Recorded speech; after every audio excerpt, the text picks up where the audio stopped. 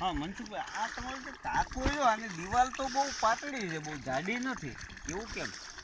ભાઈ આ પર્યાવરણવાળા એવું ડેમોન્સ્ટ્રેશન કર્યું સંસ્થાવાળાએ કે એને એવું મને કીધું કે મને કે જો તમે આ બનાવો તો કે દિવાલ પાતળી, ને પહેલાં પ્રથમ હું માન્યો જ નહોતો. મેં ના પછી આ વસ્તુ ન બને. પછી મને એવું કીધું સાવંતભાઈએ, અયુબભાઈએ કે હસભાઈએ એવું પ્રેરણા આપી ભાઈ અમારા વિશ્વાસ થકી તું આ ડેમોન્સ્ટ્રેશન કરી. પછી મેં એને કહ્યું કે મેં તો કાંઈ વાંધો નહીં, ચાલો આપણે કોઈ જમીન રોકી. પછી એને આ ફેરોસિમેન્ટમાં ઓલું કર્યું. પછી મેં એની આખી ટેકનોલોજી જોઈ. પછી મને અમુક ટકા એમ થયું કે વાંધો નહીં આવે, એ પાણી રહેશે. શરૂઆતમાં તો બધા આવતા એવું કહેતા હતા કે આમાં પાણી એક ટીપું રહે જ નહીં, બધું પાણી ઊંડું જતું રહેશે. પછી અમે અખાતરો પણ કર્યો, પણ પાણી હરવે ભરવાનું ચાલુ કર્યું. અને આજ લગભગ 3 મહિનાથી હશે આ ટાંકો. આ ટાંકામાં કંઈ જ પ્રશ્ન નથી. પણ જે પણ કોઈ આ ટેકનોલોજીથી ટાંકો કરે એને બહારથી માટી ચડાવવાની મારી ભલામણ નથી, હું ના પાડું એવો મારો અનુભવ છે. શેના માટે નહીં ચડાવવા? એ જે માટી ચડાવે પછી મને ટાંકામાં કંઈક ક્રેક બતાવે. જો આ ક્રેક છે, આ ક્રેક છે, અમુક જગ્યા ઉપર બતાવે.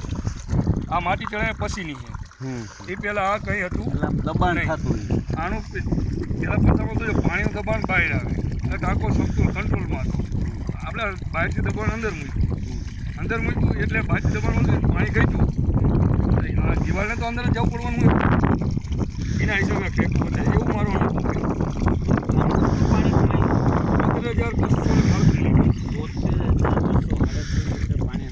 15,000 ખેતીમાં કરું. આની સાથે બીજું તમે આ જોડેલું છે, ચાલો ત્યાં જ જઈએ. સીધું કનેક્શન પેલા છૂટા પિયતમાં મેં 2-3 પાણીમાં યુઝ કર્યો.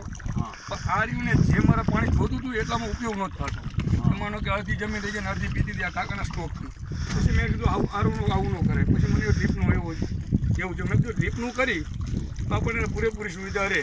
પછી મેં ડ્રીપનો આખું પ્લાન બનાવ્યો. અને એક તો મારે જીવામૃત પાવાનું કે આંકડા પાવાનું બધું ડબલે લઈને ફરતો હું આપતો પાવામાં. એ બધું કુવાતું નહોતું, બધા ખીજાતા હતા મારા ઉપર કે આવું ન કરે. પછી એ એક પ્રશ્ન, મેન પ્રશ્ન તો એ જ હતો પાણીનો.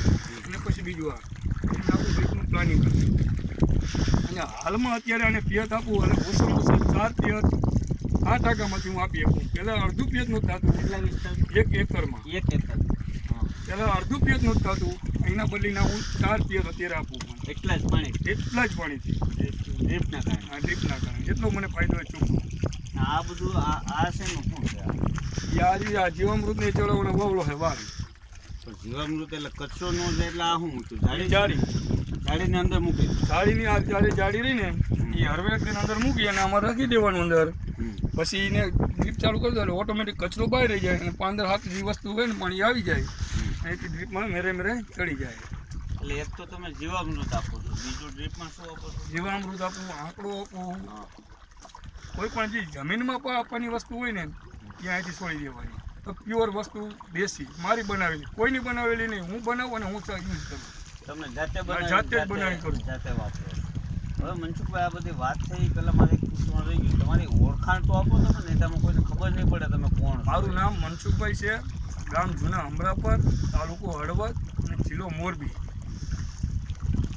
હવે તમે આ જે ખેતી કરો છો, કેટલા વર્ષથી ખેતી કરો? હું ખેતી કરું છું 1998થી ખેતી ચાલુ થયો. ત્યારે માનો કે બાપા ખેતી કરતા તો હું એને અરે સંકળાયો કે આ ખેતી કરવાનું ચાલુ કર્યું મેં. પછી હરવે 2011માં મને મારા બાપાએ ખેતી આપી દીધી પૂરેપૂરી. મને કે આ તું સંભાળ. હવે પછી મેં મારી રીતે ખેતી સંભાળી અને એ પછી રાસાયણિક ખેતી જ કરતા હતા. રાસાયણિક ખેતી કરતા હતા એટલે પછી 1 વરા 2 વરા પહેલાં હિસાબ આવો નહોતા કરતા કે કેટલો નુકસાન કેટલો નફો. એ નુકસાન ન કરતા. પછી મને સારું લાગ્યું પૈસા કે મારી પાસે નથી વધતા. પછી મેં એક ચોપડામાં આખી સિઝનનું થોડું માળખું તૈયાર કર્યું કે ભાઈ કેટલો ખર્ચો થાય અને કેટલી પૂજ આપણે આવે એનો હિસાબ રાખી તો જ ખબર પડે. તો પહેલું વરસ રાસાયણિક ખેતી જે કરીને મેં એમાં મને વીઘે પર વીઘે 73 રૂપિયાનો ડિફરન્સ ફાયદો રહ્યો. તો મેં તો આ તો ધંધો ન કરે તો દાળીએ જવાય. 73 રૂપિયા એક દિન મળે આપણને. આવો ધંધો ન કરાય. પછી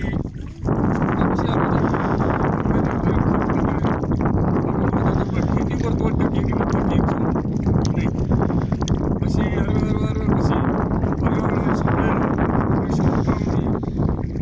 પછી મેં અહીંયા ઓફિસે જઈને વાત કરી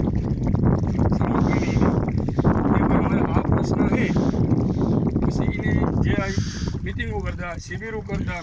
પછી એને મને ફોન આવ્યા કે ભાઈ તું આયા તને કંઈક મળશે. પછી હું અહીં હરવે હરવે જવાનું ચાલુ કર્યું.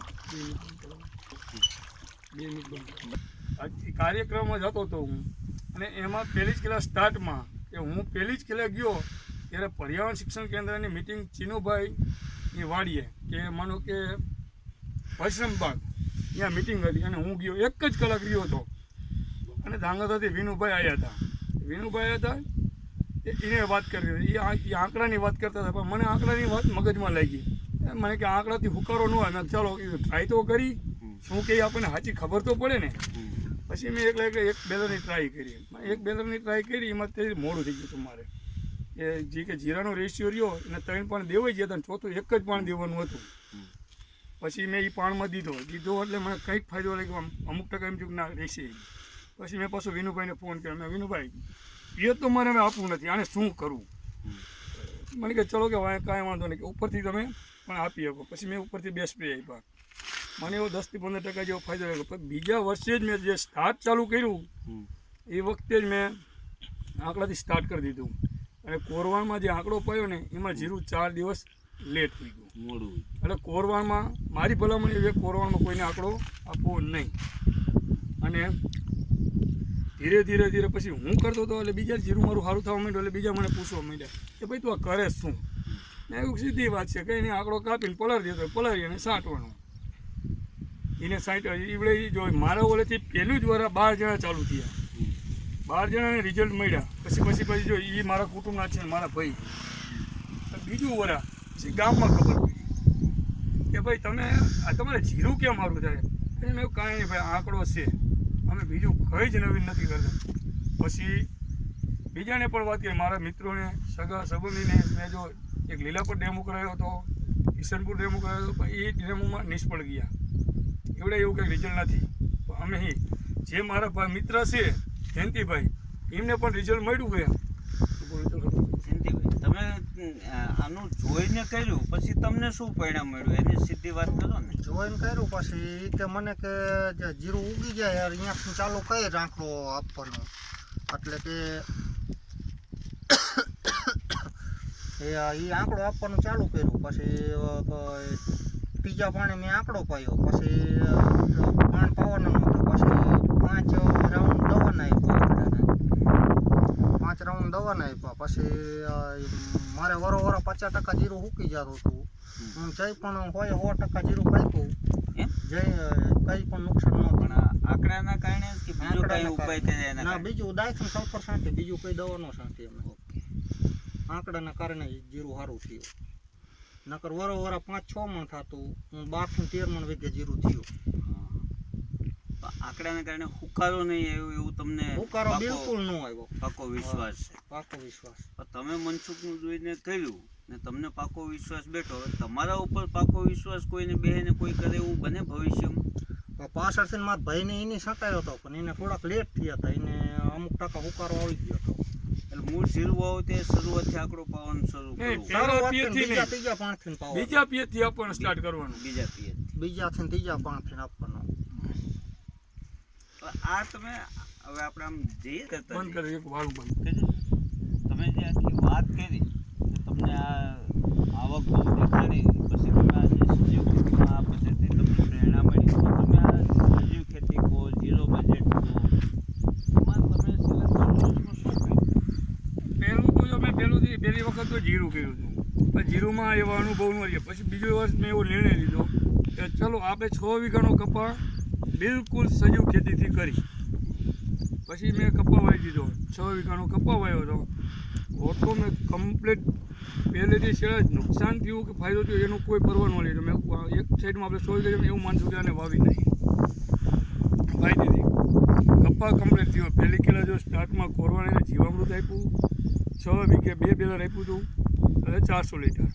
પછી ત્રીજા પાણી ન આપ્યું, ચોથા પાણી દીધું, 2 બેલર દીધું, પછી 3 પાણી વેચવાનું દીધું, પછી 8મા પાણી દીધું. અને પછી મારે છોડ કમ્પ્લીટ થઈ ગયા, માનો કે 1.5-2 ફૂટના થઈ ગયા. પછી મેં વિનુભાઈને ફોન કર્યો કે વિનુભાઈ હાલો આ તો નીચેથી તો આપવામાં કમ્પ્લીટ રહ્યું આપણે, પણ હવે ઉપરથી આનું શું અમારે ઓલું કરવું? વિનુભાઈ કે એક બ્રહ્માસ્ત્ર અને એવું 60 અમે બ્રહ્માસ્ત્રનું નોલેજ નથી. બ્રહ્માસ્ત્ર એટલે શું વસ્તુ જ મને નથી ખબર. પછી હું ઓફિસે પર્યાવરણની ઓફિસે ગયો. ઓફિસેથી મેં એને પૂછ્યું કે ભાઈ આ રીતે એટલે વસ્તુ હું એને મને આખી ડાયરીમાં જોઈને કીધું ભાઈ આ વસ્તુ કઈ તો આ રીતના થાય. પછી ઓફિસમાંથી અહીંયા મને વસ્તુ મળી કે કરંજ છે, સીતાફળના પાન છે, લીમડાના પાન છે. ઓફિસમાં એ વસ્તુ મળી. અમુક મેં આસપાસમાં અહીંની એવું આસપાસમાં ગોતું અને એક ખેલા ભેગું કરી અને સ્પ્રે માર્યો. સ્પ્રેમાં ઈયળમાં તો કંટ્રોલ, ઈયળ અને ચૂસિયા જીવાતમાં કંટ્રોલ થઈ ગયો. એક વ્હાઇટ ફ્લાય કે ધોરી માખી એ કંટ્રોલ ન થયો. પછી મને એવો વિચાર આવ્યો, એકદી ઘરે બેઠા વિચાર આવ્યો કે મરચાં આપણે ખાઈ તીખા તો આપણને શરીરે બરે તો આપણે એના ઉપર છાંટી તો બરે નહીં. પછી મેં ટ્રાય મારી. મેં ચાલો મરચાંને એક કિલો ઉકાળો કરીને છાંટી અને હું તો એમ કહું કે મને છે ને 99.99% રિઝલ્ટ મળ્યું છે. ગઈ સાલનું સફેદ માખીમાં 99.99% રિઝલ્ટ મળ્યું છે કે એક ખેલા સ્પ્રે મારો એટલે 5 થી 6 દિન હોતા એમાં. એ પછી માખીનું ચાલુ કર્યું. પછી ઝીંડવાની અંદર ઈયળનું. ઈયળનું શું, ઝીંડવાની અંદર ઈયળનું શું કરશું? પછી ઝીંડવાની અંદર ઈયળમાં બ્રહ્માસ્ત્ર મેં બનાવ્યું. એમાં કરંજ છે એ બધા 6-7 તત્વોના મિશ્રણ કરી અને ઉકાળો કર્યો.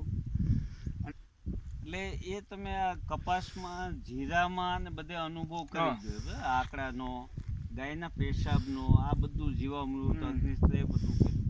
હવે તમે આ વર્ષથી જે આખું આ ફાર્મ છે લગભગ કેટલું આમાં તમારું આખું શું કેવી રીતના આયોજન છે એ કંઈક કોણ જાય? આમાં તો જો અત્યારે ડ્રીપ કરી છે મેં અમે ટૂંક સમયમાં જ કરી, કે મહિનો જેવું થયું ડ્રીપ કરી અને મેં કીધું ચલો કીધું હવે જો આ માનો કે ઓર્ગેનિક ખેડૂતનો હળગતો પ્રશ્ન છે નિંદામણમાં તો જે છૂટા પિયતથી પોગાતું નથી નીંદવામાં. પછી મેં એવું કંઈક વિચાર્યું, મેં કંઈક એવું વિચાર્યું કે માનો કે આપણે જેટલામાં છોડવો થાય એટલામાં જ કંઈક પાણી આપીએ અને એટલામાં જ થાય એવું કંઈક કરી તો પછી મને ડ્રીપનો આઈડિયા આવ્યો. મેં ડ્રીપ કરો તો ચલો આપણે જેટલામાં પાણી આપીએ એટલામાં છોડ નીંદવું પડે, બીજામાં નીંદવું ન પડે. પછી મેં ડ્રીપ કરી. પછી એક ખેલા મારી દિલની વાત કરી, મેં ઓફિસે કરી, ગામમાં કરી, બધી મેં કહ્યું ચાલો 15 છોડવા બધા વાવી. પણ પછી 15 છોડવા મને એવું થયું કે મને કોઈક મારા મિત્ર આવે અને પાકે અને હું મારે માગે ને હું કોઈ આપણે નાનો પાડી શકીએ. એ આઈડિયા મને નાપાસ લાગ્યો. એ પછી એવું વિચાર્યું દવા ન જોઈ અને વસ્તુ થાય એવી વાવી. પછી મેં એવું વિચાર્યું કે ચીકુ એક વાવી, ચલો ચીકુ વાવી અને પછી એક હરગો વાવી. હરગામાં એક જ પ્રશ્ન આવે કે જ્યારે આની ઈયળ આવે ને ઈયળનો જ પ્રશ્ન આવે, બીજો કોઈ જ પ્રશ્ન ન આવતો નથી. મેં બધાની સલાહ લીધી, યુટ્યુબ ઉપર જોયું, મિત્રોને પૂછ્યું, ફાર્મ અમુક જોઈએ હું એ બધું જોઈ અને પછી મેં કીધું આ એક જ પ્રશ્ન લાગે આનો. પછી મેં હરગો વાવવાનું પ્લાનિંગ કર્યું. અત્યારે હાલમાં હરગવો આ બધો હરગવો છે. હરગવો વવી ગયો છે અને ચીકુ હજી બાકી છે. એટલે આ સફેદ જો આ નિશાન એમાં ચીકુ વાવવાના. એમાં ચીકુ વાવવાના. બીજું આ બધું પાડા પાન જે વાવેલું પછી એને પાડા ઉપર મને કે મેં નળી મૂકી દીધી. સારું પહેલી ખેલા ચાલુ કર્યું તો બધી પાણી પડવા માંડી ગયું. મેં કહ્યું આ તો પાણી અડધું આપણું એને 70% તો વેસ્ટ જાય. પછી મેં કીધું હાલો આને ચલો એવું ન કરે. કીધું પછી પારે હવે કીધું કંઈક વાવી બીજું બકાલું ખાય એટલું તો ઘરે થાય ને, બીજું ન થાય તો કાંઈ નહીં. પછી મેં થોડાક પારા વાયા ઉઈ ગયા. એટલે મને એમ થયું કે એટલું ન હોય તો આપણે જાજુ હોય તો પણ આનું માર્કેટ કરી શકીએ. અત્યારે જો હાલમાં ગવાર છે, ભીંડો છે, ચોળી છે, કાકડી છે, દિસોડા છે, બાજરો છે અને કારેલા છે. હાલમાં અત્યારે છે આને. આ બધું તમે જે વાવ્યું પછી એને અત્યારે એમાં શું આપેલું છે તમે? આને જીવામૃત, આંકડો, બ્રહ્માસ્ત્ર, લીંબોળીનું દવા મેં હાથે બનાવેલી દવા આપેલી છે, સાસ, આટલી વસ્તુ આને આપેલી છે. સાસનો સ્પ્રે કરો છો કે પાણીમાં આપો છો? એની આને ઓછકેલા પિયતમાં આપી. જેનો કલર નેચરલ નહોતો આવતો ને એટલે મેં પિયતમાં છોડી દીધી. પર એકરે 22 લીટર આપી દીધી. 1 એકરે 22 લીટર ખાટી છાશ, જેને આપણે આશ કહીએ. છાશ જ આખું બેલર ભર્યું 200 લીટરનું મારી પાસે એ મેં આપી દીધી. અને એનો કલર ફરી ગયો છે. તમે જોઈ શકો કે પહેલાં તમે 8 થી 10 દી પહેલાં આવ્યા હતા ત્યાંનું ઓલું અને અત્યારનું ઓલું એટલો ડિફરન્ટ આવે. એટલે કલર સારો થયો નબળો થયો? નહીં, સારો થયો. આ દાખલા તરીકે જે બધા છોડ રહ્યા તો આ તમારો હરગવો છે. ના એ હરગવો છે. હરગવાની બાજુમાં તમે છોડે બરાબર. અહીંયા કંઈક વાવ્યું હોય છે પણ ઉગ્યું ના નહીં. ના એ ના હોય બરાબર. હવે આ જે કલર છે એ તમને તે ખેતીમાં જે યોગ્ય હોવો જોઈએ એવો લાગે છે. એવો લાગે અને કોઈ ખોરાકની ઉણપ હોય કે કોઈ રોગ જીવાતો એવું નહીં. નથી લાગતું. નહીં નથી લાગતું. પણ તમે કીધું અઠવાડિયું પહેલાં હું જ્યારે આવ્યો ત્યારે આવા પાણીની અંદર અમુક સફેદ લીટા હતા ને એમાં ઈયળ હોય એવું લોકો કહે છે ને મેં જોઈ છે. તો હવે એવી ક્યાંય છે નથી કે કેવી રીતના? અત્યારે હાલમાં મને એ પોઝિશન નથી બતાતી. તે દિવસે તો આ તે દિવસે હતી. પણ એ ગઈ એનું કારણ શું? ગઈ એનું કારણ એવું પછી એવું મેં મારા મગજથી જ વિચાર્યું કે માનો કે ઈયળને શું ગમે મીઠી વસ્તુ. પછી મને એવું લાગ્યું કે મેં કાને સારો કિલો ગોળો પંપમાં વગાડ્યો, 2 પંપમાં 1 કિલો ગોળ કર્યો અને સાંટ્યો. ગોળ છે. હા સાંજે છાંટી દીધો. હા. ને હવારે પછી સીધું જ મારી લીંબોળીનું ઓલું હતું અને બ્રહ્માસ્ત્ર 2 મિક્સ કરી અને વળી પાછું દઈ દીધું. તો જે બહાર વસ્તુ આવી હતી ને એને સીધી લાગી ગઈ. હા, એટલે આ તમારો પોતાનો અનુભવ છે. આવું ક્યાંય કોઈ ચોપડામાં લખેલું નહીં હોય. બરાબર. આ તમારો જાત અનુભવ છે. આ આખું 1 એકર છે. 1 એકર છે. પણ અત્યારે તો મનસુખભાઈ આ જે તડકા પડે એમાં તમારું બધું શાકભાજી થાય કે કેમ? થાય 10% થાય.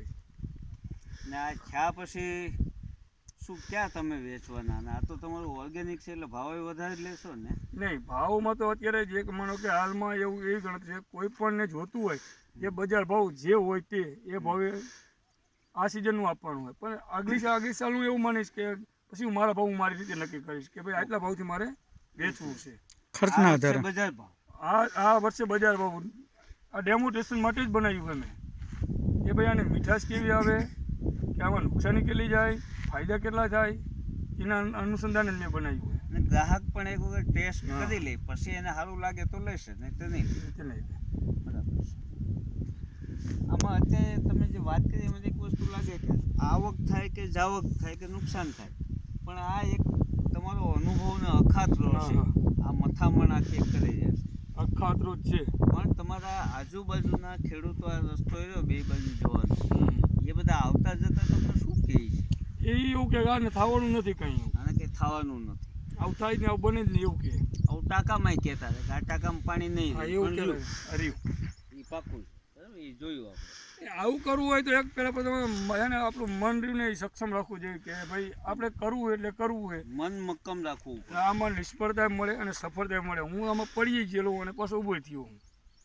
એ આપણે હાથે જ કરવાનું. કોઈ એવું કહે કે માનો કે કોઈ વૈજ્ઞાનિક આવીને એવું કહે કે ભાઈ ચલો ઓર્ગેનિકમાં આ વાવી દો અને આ થાય છે જ, તો એમાં હું નથી માનતો. જેનું વાતાવરણ અને જે જાત અનુભવ એ 2 અનુસંધાને જમીન અને વાતાવરણ આ 2ના ઓલેથી જ હાલે. કે પછી મારે ખેતરનું ડૉક્ટર મારે જ બનવું પડે. બીજો કોઈ અહીંથી વિનુભાઈ કે ગમે તે કોઈ અહીં ડૉક્ટર બને તો એ નથી હાલતું. કારણ કે તો તમારી પરિસ્થિતિમાં તમારા પ્રશ્નો જુદા હોય, એના પ્રશ્નો જુદા હોય. તો મનસુખભાઈ બધી વાત કરીએ. આ બાજરો તમે અત્યારે વાવ્યો, આ ઉનાળુ બાજરો છે. આ બાજરાનું કંઈક જુદું શું છે એ કોણ? આ બાજરો રહ્યો ને પ્યોર દેશી છે આ બાજરો. અને આનું છે ને ઓછામાં ઓછી લગભગ આ સોંપ્યો કે હું ચોઈપો છે મને દાણા જ આપ્યા હતા સામંતભાઈએ. આટલા લગભગ 200 દાણા હતા. પછી મેં કીધું મેં ચાલો એક દાણો ચોપવો એટલે કીધું આપણને અંદાજ, અને એક દાણો ઉગ્યો છે. પણ મારે આ છાપ જોતા પ્રમાણે મને એવું લાગે ઘાટો પડશે મારે. આની ફૂટવું એટલી છે. અને એ એવડે ડુંડું મને આપ્યું હતું બરોબર, ઘણું મોટું હતું, 1.5 ફૂટ ઉપરનું હતું. પણ એવડે એવું કે આની 1 ફૂટ નીકળે. પણ ચલો મેં ટ્રાય કરી તો આપણને ખબર પડે કે શું વસ્તુ છે આ. હકીકત તો આપણે પોતે કર્યા ખબર કોઈને પડતી જ નથી. મૂળ દેશી બાજરો ને? હા,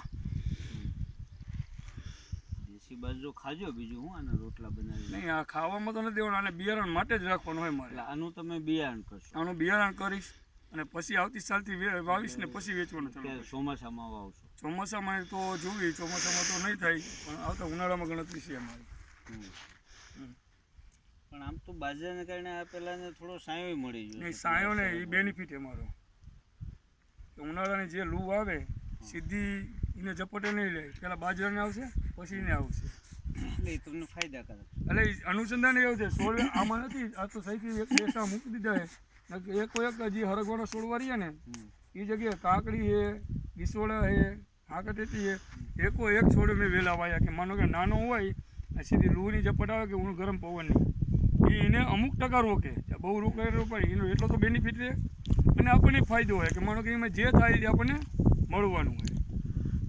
હવે બીજું મનસુખભાઈ, તમારે આખી લાંબી વાર્તા તો આપણે સાંભળીને કહી બધી વાતો કરી, તો માની લો કે કોઈ એક મધ્યમ સામાન્ય ખેડૂત હોય, એમને તમારે કોઈ ખાસ સંદેશ આપવો હોય તો તમે શું એવો સંદેશ આપો કે જેનો ખર્ચ ઘટે અને ઉત્પાદન ઘટે નહીં પણ એ જળવાય નહીં? આવો કોઈ સંદેશો આપવો હોય તો શું આપે? ઉત્પાદનમાં એવું હોય કે રાસાયણિક ખેતી જો કોઈ એવું કહેતું હોય કે હું પૈસાવાળો કે માનો કે આગળ નીકળી જાઉં, એવું મારા મગજમાં નથી. પણ એક નક્કી રાખવાનું કે હિસાબ કરી અને જેટલો બને એટલો ખર્ચ ઘટે અને આપણું સમતલ કે આવક રહે જળવાઈ રહે એવું ગમે તે, હું એવું નથી કે આ જ કરું, પણ ગમે તે કરાય એવું કરે તો સારું, તો ગમે તે ખેડૂતને ફાયદો રહે સીધો. એટલે ટૂંકમાં હિસાબ કિતાબ તો રાખવો જ અને પડે. ખર્ચમાં કઈ જગ્યાએ કાપ મૂકી શકાય હા. અને એનો વિકલ્પ શું છે? દાખલા તરીકે મારે યુરિયા ખાતરનો જથ્થો ઘટાડવો હોય વપરાશમાં, તો એનો વિકલ્પ શું છે? કે દેશી ખાતર છે કે જીવામૃત છે કે વર્મી વોશ છે કે જે કાંઈ હોય કે ગૌમૂત્ર? ગૌમૂત્રની વાત આવી એટલે યાદ આવ્યું, તમે ગાયું રાખો કે હરી? ગાયું છે. હા, નહીં તો ઘણી વખત એવું છે કે ગાય આધારિત ખેતી કરતા ના, ગાય ગાયું ઘરની ત્રણ છે. સરસ. મનસુખભાઈ, તમારો આભાર.